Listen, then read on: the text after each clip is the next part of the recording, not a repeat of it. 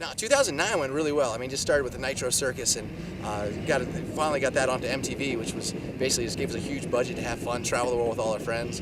Tried to race Supercross. That was a horrible idea, but I just, you always have that racing kind of that gene, and I love motocross. It's my favorite. Won the fourth consecutive time for the Rally America Championship, which was basically the North American Rally Championship, and that's really was a good year except for X Games. The 20-foot atomic butt drop kind of sucks.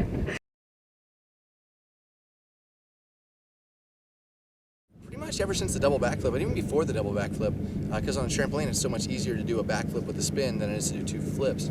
I've been working on that a lot. Got it dialed with the bicycle and everything, and pit bikes, and the last 6 months before X Games, I really put a lot of effort into it, and actually called up Rob with RG3 last year and said, look, I'm getting too much suspension. It has too much of an effect on how the pop comes off the lip on this trick. I'm going to need suspension that's shorter, that's really stiff and about 6 inches as opposed to the normal 12 inches of travel. And that was really how we started getting that trick to the next level. Hired some Olympic trainers, some gymnastics and aerialist trainers. Came out and about a month before the event said, okay, I got the trick good enough, I'll have it dialed before X Games. And I went and did 2 more episodes of MTV filming and wasn't able to practice at all. And the day before I tried one more jump into the foam pit and I lost my trick. So it's kind of one of those deals where I knew I could do it, I knew I had done it in the past. I usually do better under pressure, but the day before I literally landed 1 out of maybe 40 tries in the foam pit. And that's a horrible feeling to come out of ramp when you're like, I don't think I got it, but I told everyone I was going to do it. And that's out of anything that my dad taught me, it was, if you ever say you're going to do something, if you ever, don't open your mouth, don't talk crap, but if you ever do, back it up. And I dropped in and said, look, I'll give it my best go. And I was disappointed it didn't work, but I'll get it. The double backflip, I felt a lot more confident that I was going to land it. I actually worked on it for 2 years, had it really dialed in the foam pit for probably about a year before X Games. This trick, the first time I got it around the foam pit was 3 weeks before X Games, which is not a lot of time. The trick can kind of come and go. If anyone's in gymnastics or anytime you learn something, sometimes you change something slightly and the whole trick kind of goes haywire. So the double backflip, the problem was when you do a rotation, it's straight. You don't know where you are, you're blind, and you come around straight to pretty much a broken neck. If you come up short, you really won't know about it. This trick, you had a lot more visual of the ground. It's more of a 720. So I figured there's a higher chance of concussion, but less chance of breaking my neck, so I really wasn't quite as worried.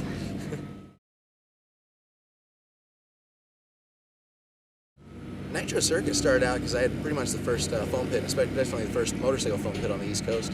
So all the top racers and riders would come over and just huck themselves into it, and they crashed a lot. So it was more of a crash video and just kind of a fun thing around the back of the house. And it got a kind of a cult following, and it started getting more and more popular. And MTV approached us and said, look, we'd like to run this, because we had it on Fuel for a little bit. And they said, look, we'd like to run it on MTV. We're trying to get a more male demographic, and we think you guys would be perfect. So it actually worked out really well. It's kind of an odd network for us, being how it's 85% female viewers, and we have like a 90% male viewership of Nitro Circus. So, I don't know, we gotta get more girls watching. It's ridiculous. Well, what's really neat is with motocross or whatnot, you kind of walk in and out of your fantasy world, but if you go to a restaurant, there'll be your standard issue, you guys with your Fox hat or your DC hats or whatever, and they're skaters, and be like, hey, how you doing? You're Travis. Yeah, sweet. Now I can actually walk in and the hostesses will be like, hey, you're that guy. I'm like, yes, right on, score for me. No, but it's been really fun just to kind of travel around, and now going through airports and stuff, and you got to watch a lot more of what you do to make sure that you don't never do anything too bad, because no matter where you are, no matter what country you're in, people seem to know who you are, and it's been fun.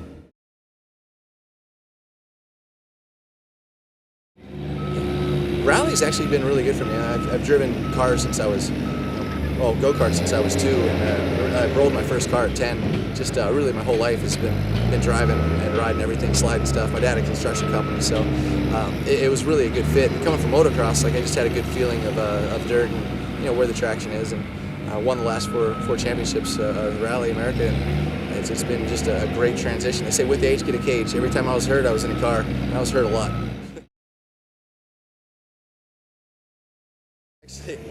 It was kind of a bad week. I crashed my mom's car. I ran over the mailbox right after I turned 10, and I think it's either 10 or 11 when I rolled my uncle's Jeep for the first time. He wasn't too impressed. So, I mean, I rolled my first go-kart at pretty much like 2 or 3. So, I don't know. I've had a history of crashing things, I think, but all in all, I think it really helps to, kind of get you, I don't know, just more experience in driving stuff. And as with anything, practice might not be perfect, but makes it a lot better.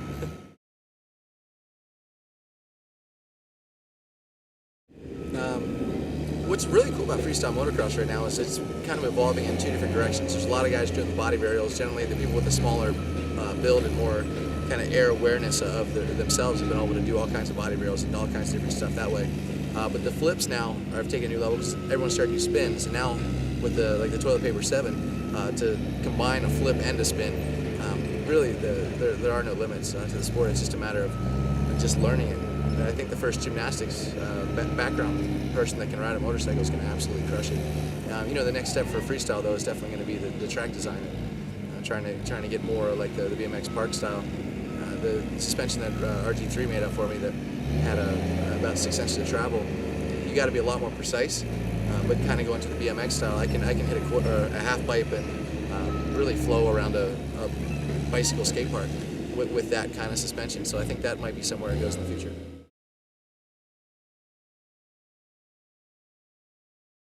Something new that, like with the toilet paper 7, said, look, I need a totally different format. I need to be able to pop off the lip and not get all the sag and the standard issue like moto suspension. So it's just been really good to have someone that can work with me and that doesn't just say that's impossible. It says, okay, how do we make this possible and where can we go from there? So as far as I'm concerned, there's no one better in making whatever you want to do possible on a motorcycle, and the RG3 is a perfect fit for me.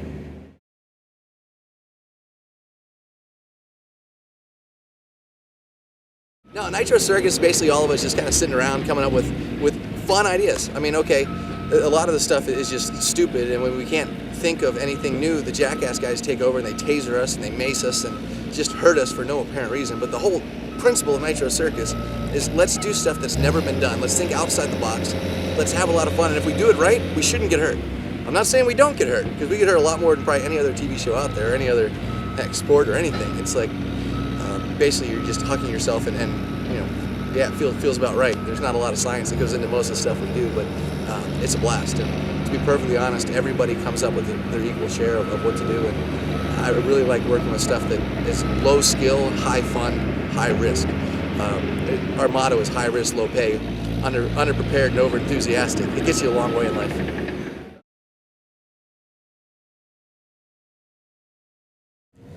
Racing's in my blood. It's what I am truly passionate about, and the cars have been a lot of fun, but it's not the one-on-one that I truly like about the motocross and supercross.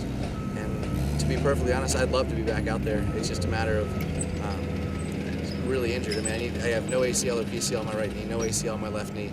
Shoulders fall out real easy, and I really can't train hard enough to be in the condition that I want to be competitive. Everyone's like, just go try to qualify, but for me, like, being just qualifying or a best case scenario for me now with as fast as these guys are going will be a top 10. Like if I got 10th, I'd be ecstatic, but at the same time it's still 10th. When you're used to going out and trying to win, it's kind of depressing now. So I still ride with all the top guys. I ride with Reed, ride with Millsaps, Wyndham, pretty much all the time, and I love that. It's a lot of fun. And when I start falling behind, I just cut the track and I jump right in behind them again. It's a blast. But the racing is kind of where my heart is, but I don't really have a lot of fun riding around 10th, I guess is what I'm trying to say. So I may or may not be back. It usually ends up very depressing for me.